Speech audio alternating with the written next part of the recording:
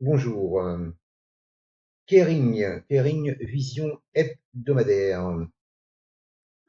En vision hebdomadaire, je vous l'avais posté, nous étions ici.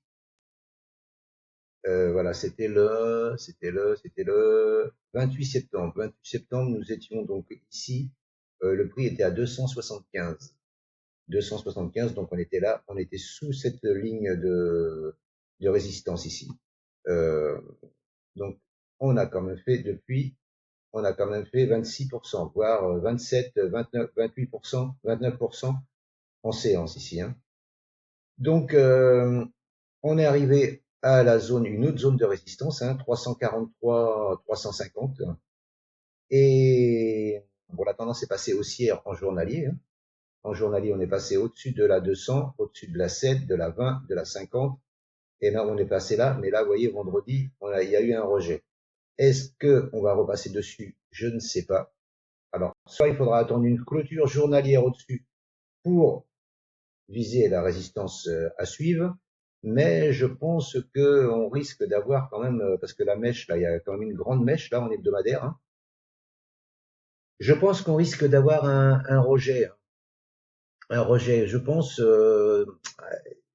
ça serait quand même à 5 que le prix revienne, hop, hop, moi, ce que j'aimerais, c'est un retour au moins sur le support ici, là, pour rebondir.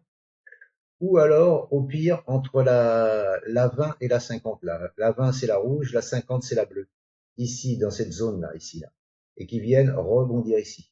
Pour là, repartir, recasser cette résistance et aller rejoindre cette résistance ici à 426, 440. C'est ce que, voilà. Maintenant, c'est possible de prendre, mais là, il y a une belle poussée haussière qui va demander à corriger, hein. Faut quand même pas pousser parce que là, depuis le plus bas là, on a pris quand même 100, 136%. 136% et à la clôture là, on est à 120%. Je pense qu'il va falloir que ça respire et que ça corrige un peu. Maintenant, ce qu'il faudra surveiller, c'est ce support ici. Allez, ici, résistance ici, résistance cassée. Ce qui serait cool, c'est que ils viennent ici faire un rebond ici, ils fassent un petit travail ici pour aller partir, recasser cette résistance pour aller rejoindre après donc la résistance ici 426, 440. Mais le pire, ce qui peut arriver aussi, c'est qu'ils cassent cette résistance ici et venir rebondir dans la zone là de la 50 et de la 20 ici, hein, qui vont bouger, qui vont monter, hein. Et là, je pense que là, il faudra aussi, si ça casse, aussi surveiller un setup d'achat, parce que je pense que voilà. Mais dans l'immédiat, acheter maintenant, après une remontée de 100, plus de 130%, ça me paraît, et sous une résistance, hein, et où c'est rejeté, hein, parce que vous voyez, la support, résistance, là, il y a un frein, hein. Il va y avoir un frein dans la montée, hein. Donc, voilà. C'était juste pour vous donner mon sentiment sur Kering pour les jours, semaines à venir, hein, parce que ça va pas se faire en 2 jours, hein. Voilà, là, il a mis 1, 2, 3, 4 semaines avant de monter sur la résistance que je vous avais donnée.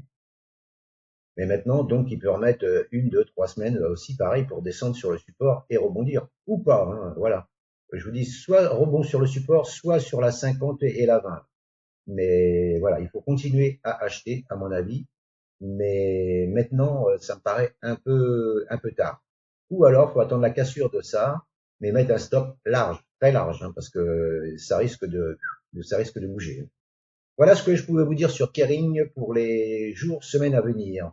Je vous remercie de m'avoir écouté et je vous souhaite une bonne journée. À bientôt. Ciao, ciao.